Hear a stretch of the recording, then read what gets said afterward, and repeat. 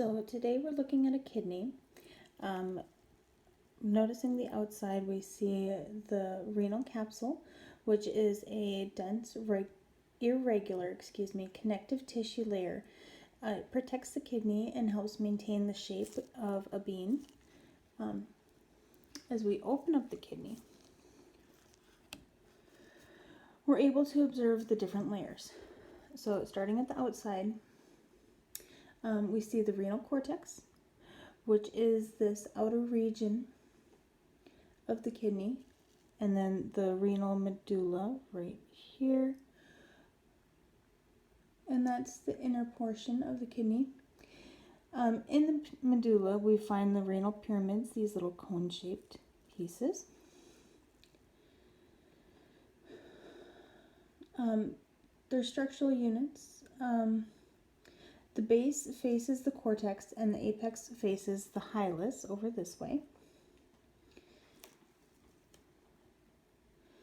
At the apex is the renal papillae. It's continuous with the minor calyx, calyces in plural. The calyx is a cup-like division found in the renal medulla. It has two identifiable parts, the minor calyces, and those empty into the major calyces. Backing up for a moment, it is important to know that when talking about a renal lobe, it is referring to the pyramid,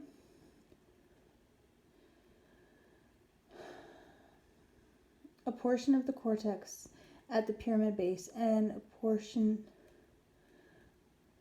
of the adjacent renal column. And the columns are these little lines here in between the pyramids. Excuse me, they're kind of hard to see with fingers. The renal pelvis down in here is a large cavity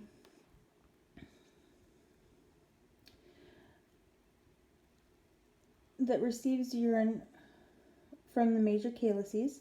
It's continuous with the ureters, which we found here with the probe, fell out there.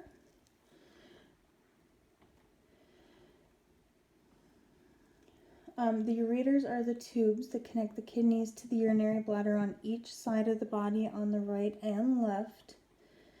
The renal vein